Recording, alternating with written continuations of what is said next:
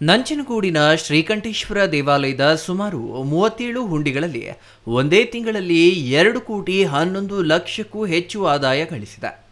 ಹುಂಡಿಗಳಲ್ಲಿ ತುಂಬಿದ್ದ ಕಾಣಿಕೆ ಹಣ ತೆಗೆದು ವರ್ಗಾವಣೆ ಮಾಡಲಾಗಿತ್ತು.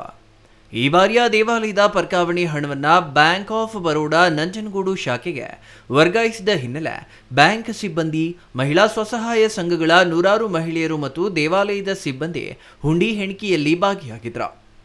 ದೇವಾಲಯದ ದಾಸೋಹ ಭವನದಲ್ಲಿ ಆಯೋಜಿಸಿದ್ದ ಹುಂಡಿಗಳ ಎಣಿಕೆ ಕಾರ್ಯದಲ್ಲಿ ಎಲ್ಲಿ ನೋಡಿದರಲ್ಲಿ ಹಣದ ರಾಶಿ, 1 ರೂನಿಂದ ಹಿಡಿದು 500 ರೂವರೆಗಿನ ಚಿಲ್ಲರೆ ನಾಣ್ಯವೂ ಸೇರಿದಂತೆ ರಾಶಿ ನೋಟುಗಳ ಎಣಿಕೆ ಭರದಿಂದ ಸಾಗಿತ್ತು.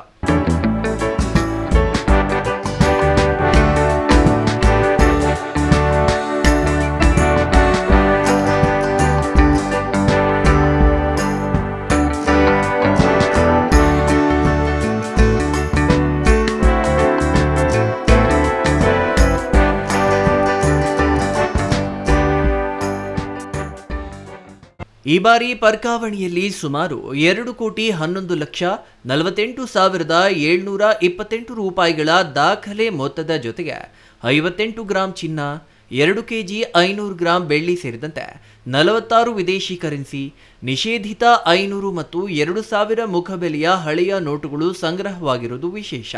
Kumar, CTV news, Nanjangud.